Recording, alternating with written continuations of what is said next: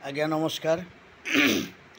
निजस्व समीक्षक प्रभु आचार्य भल मंद विचार जोटी थाए ताकू किछि मु आपण माननकु अवगत कराए। तेबे आज गोटे कथा कहबी।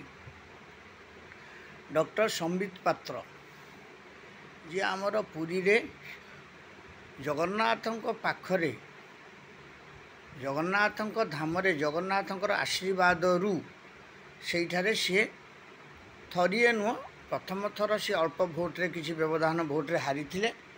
एबे मध्य सी पुणी सेठी जगन्नाथंक आशीर्वाद नहीं कि लड़िबा को माने रथी साजिचंती।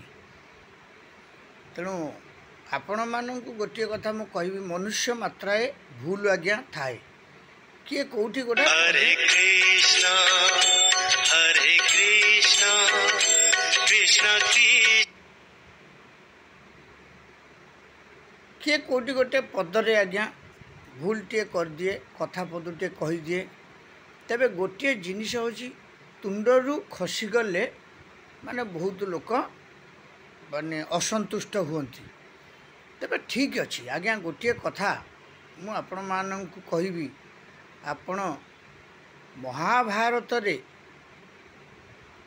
जेतेबेले श्रीकृष्ण निजे अर्जुन को रथरे सारथी थिले, अर्जुन कौन यह जानी थिले कि तांकु सखा सहोदर भावरे केते कौन लांछित करिकी कथबार्ता मध्य माने श्रीकृष्ण को अर्जुन करथिले।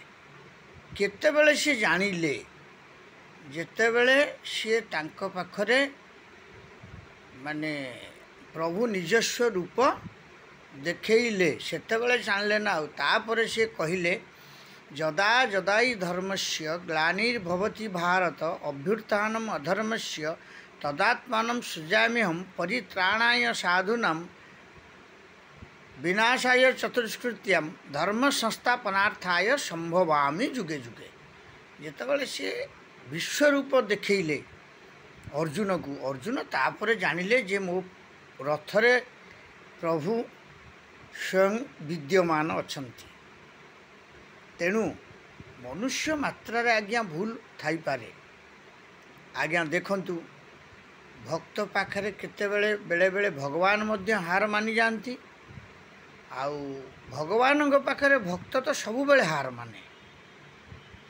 तेणु बेले बेले भी माने भगवान मध्य भक्त पाखरे हार मानि जाई थांती। भाव विहल है कि भक्त बहुत किछि भगवान को कही दे थाए। जेमिति कि गीता भागवत रे श्रीकृष्ण को अर्जुन केते कथा न कहिथिले, किंतु प्रभु ताकू सह्य करिथिले। एवं देखंतु सेई रथरे रही कि प्रभु तांकू मध्य जितापट करैथिले। कुरुक्षेत्र महाभारत युद्ध रे से निजे रही कि प्रभु जितापट मध्य करैथिले। आउ व्यक्ति जनक मु समीक्षक हिसाब रे कहूँ, राजनीति समीक्षक हिसाब रे कहूँ, व्यक्ति जनक जेतेबेले एते भूल मागिलेनी माने स्वीकार कलेनी तांकर भूल करि देइछंती, मुहरु खसी जाइछि, से कहि देइछंती भूल वशत जे भगवान को नाम उत्थापन जगह से मोदी जी नाम उत्थापन करिचंती। यह निश्चय तांकर 100% भूल।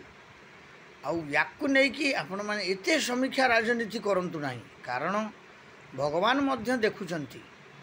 भूल तो सब बेले ही भूल थाई पारे, आपणकर थाई पारे, मोर भी थाई पारे, जगतर भूल थाई पारे। जगतर नाथ जगन्नाथंक पाखरे आमे कोन भूल करू नांती। आज एबे भूल न करूचंती ताले ये 60 पौटी अर्ण काहे कि बेले बेले पाताली करा जाउछि कुहंतु। सेटा जिनस नु आज्ञा शुणु।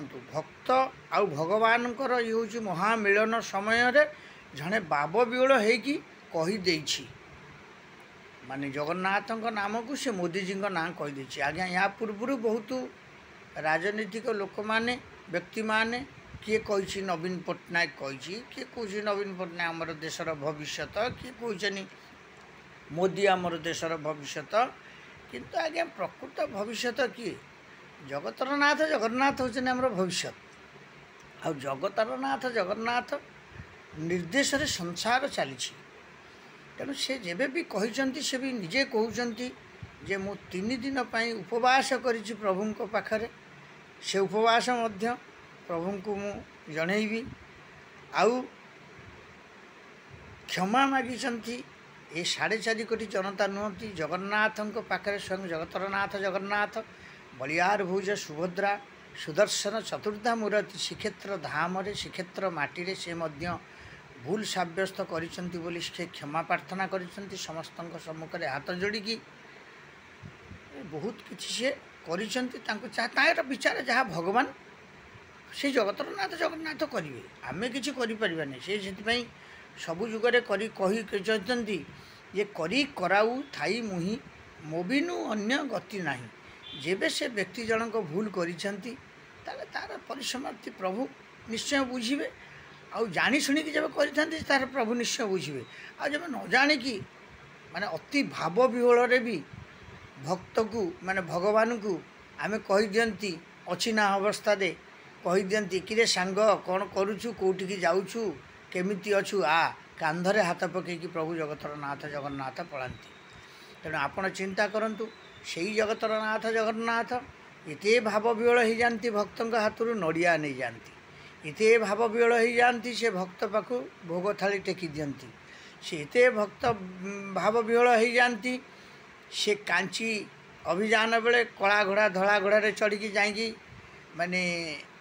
ମାନେ ମାତୃ ସଦୃଶ୍ୟ ଗୌଡ଼ୁଣୀ ମା'ଙ୍କଠୁ ଦହି ମଧ୍ୟ ମାଣିକ ପାଟଣା ଦହି ବୋଲି ଆଜି ନାଁ ରହିଗଲା।